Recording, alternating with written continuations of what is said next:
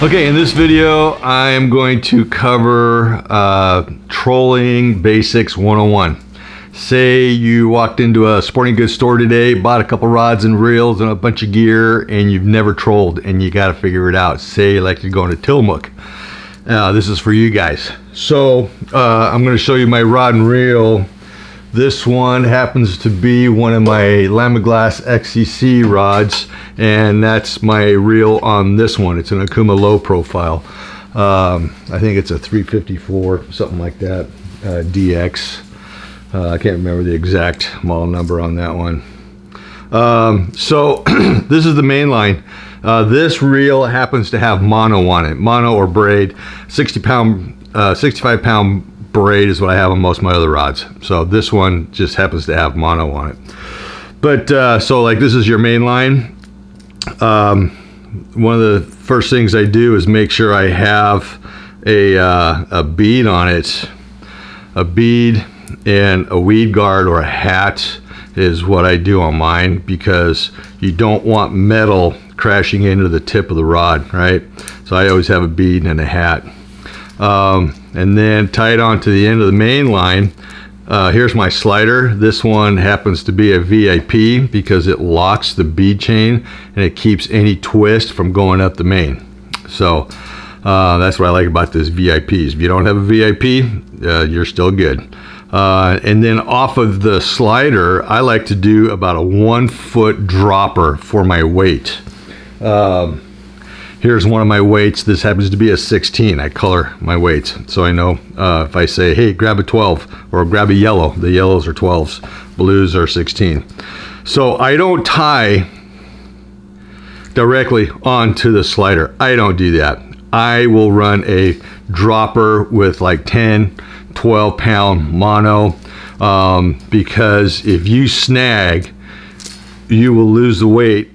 If it's on a dropper, if it's directly onto your slider, you're going to lose all your gear. I don't want to lose all my gear. I've seen it happen. So here's your ball chain. Now at the end of the ball chain, you can put a duo snap if you want, but you're going to have to go from your ball chain to your bumper. Now bumpers come in all different shapes and sizes. This is a 200 pound. I made out of mono. I made this bumper here. This is a 24 inch. And so this duo snap's gonna go on the end of this one into this loop I have on the end.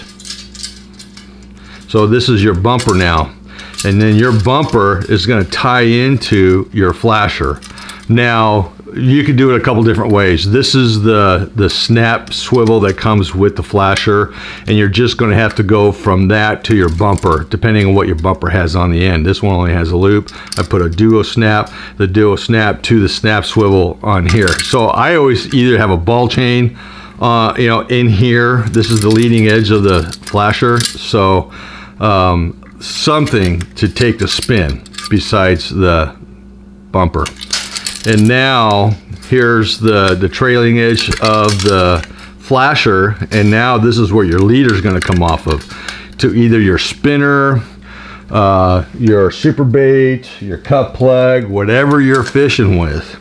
Lately it's been this rotten banana, and that color killed this season. And so you're going to figure out what length leader you want, and that leader is going to tie directly into your snap swivel on your flasher. Okay, my preferred knot for mono is the clinch. I used to do the improved clinch, now it's just the clinch. And then your leader to your tackle, whether it's a spinner, a plastic stuffable. If you're going to do a plastic stuffable, get tuna in oil off the grocery shelf. And if that's not available, you've heard me talk about fishnet before. I've used this and it's worked well. So nice thing about this, doesn't need refrigeration. I've used last year's, so it still works good. And so this is pretty much your setup. Your tackle, your your predetermined length of leader to your flasher. This happens to be a short bus dipped. That's my go-to flasher. And then your flasher to your bumper to your ball chain, and then your main line to your ball chain, and then your slider's going to go in there.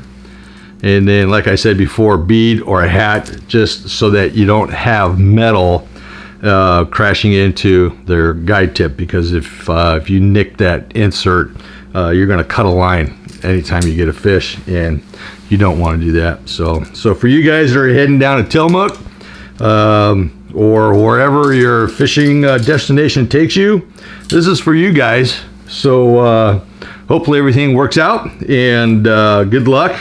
And if you have any comments, questions, leave them down in the comments down below. Remember, if you like this video, give me that thumbs up. You get something out of it and you want to see some more, smash that subscribe button down there. Tight lines.